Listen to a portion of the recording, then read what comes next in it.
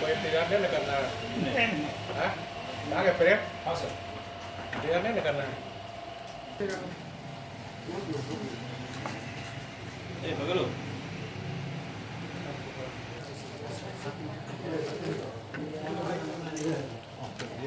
दिख नहीं रहा।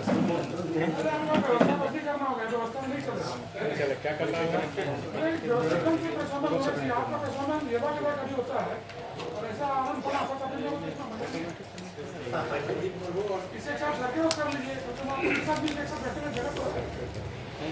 अभिनंदन।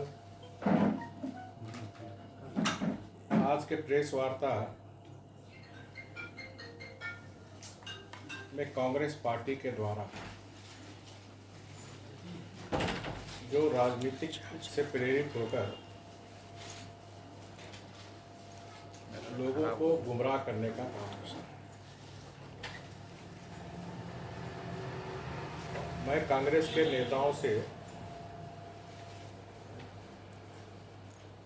या कांग्रेस के नेताओं के मुख से संविधान का उपदेश देना शोभा नहीं देता। संविधान कहाँ था जब 1975 में अपनी सत्ता को बचाने के लिए संविधान में संशोधन कर देश के हजारों लोग को नजरबंद करने का काम किया। जो संविधान में देश की जनता को मौलिक अधिकार के अनुच्छेद 14, 21 और 32 की उपधारा को निलंबित किया गया था। साथ ही साथ उस संशोधन में नज़रबंद या किसी की गिरफ्तारी होती है तो गिरफ्तारी का कारण भी बताने की आवश्यकता नहीं है। न्यायालय में कोई सुनवाई नहीं हो सकती। उसका गवाह मैं हूँ क्योंकि मैं भी इमरजेंसी में गिरफ्तार गया सेंट्रल जेल में था। प्रेस सेंसरशिप लागू कर दिया गया। इतने नहीं, प्रेस के लोग को भी जेल में भेजने का काम किया।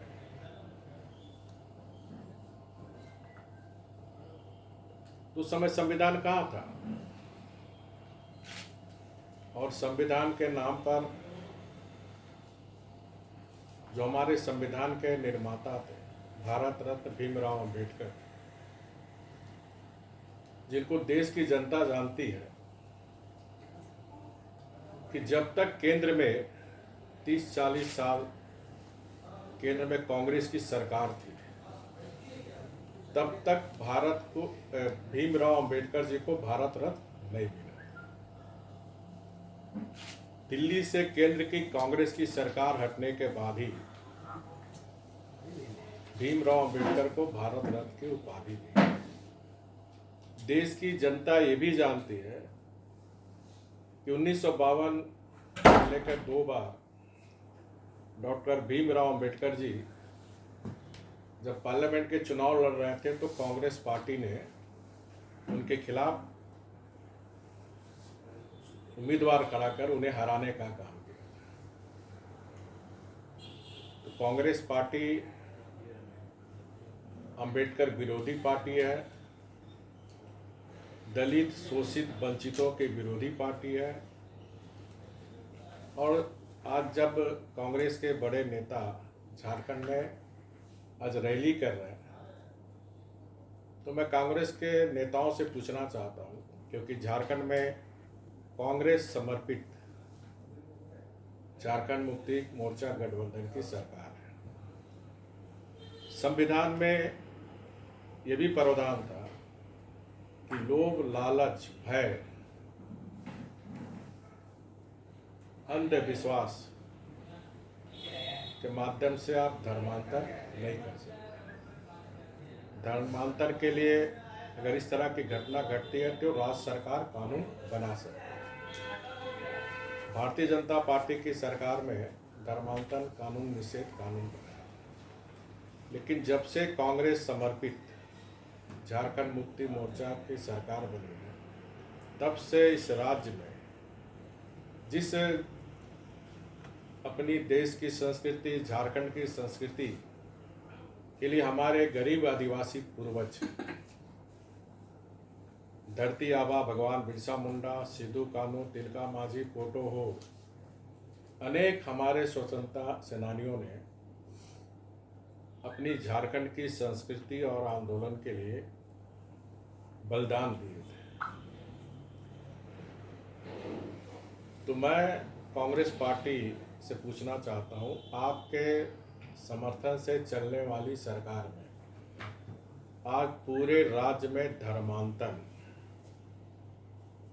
बहुत जोर शोर से चल रही है, जिसमें सरकार का समर्थन प्राप्त है, जिसके कारण आज आदिवासी समाज के अस्तित्व पर प्रश्न खड़ा हो गया है। तो कांग्रेस के नेता का दोहरा चरित्र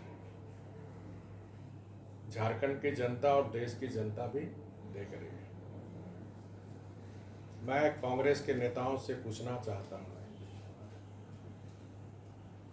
कि अगर आप सही मामले में संविधान की रक्षा का हितैषी है, तो धर्मांतरण कानून निषेध के तहत अविलंब इस कानून का कड़ाई से पालन आप कराएं। दूसरा, इनके समर्थन से चलने वाली सरकार का एक मंत्री कहता है कि मेरे लिए शरीयत पहले है, संविधान बाद में।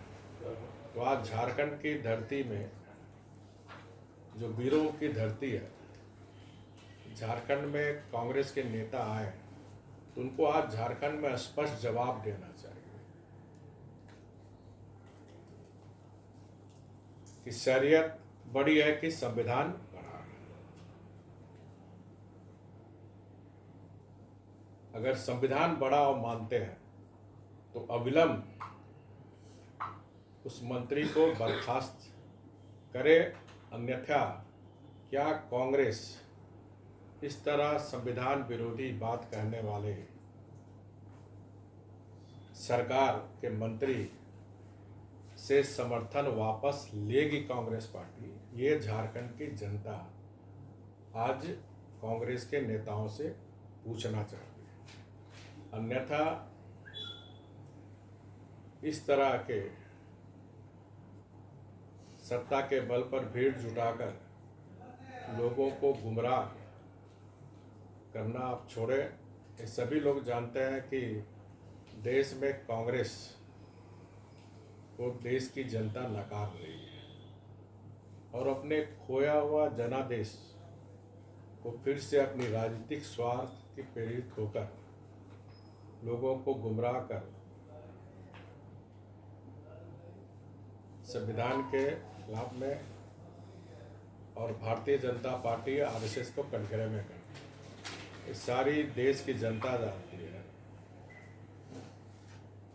कि धर्मांतरण के खिलाफ संघ परिवार पूरे झारखंड और देश में काम कर रही है, जिनके कारण लोग को पेट में दर्द हो रहा है। इसी तरह मुस्लिम वोट पर आश्रित रहने वाली झारखंड मुक्ति मोर्चा और कांग्रेस पार्टी जो अवैध घुसपैठी हो रही है, इसका भी संघ परिवार भारतीय जनता पार्टी राष्ट्र हित में लगातार देश स्तर पर विरोध होती है और इसीलिए कांग्रेस के नेताओं, भाजपा और आरएसएस के बारे में लोगों को गुमराह करने का काम करती है।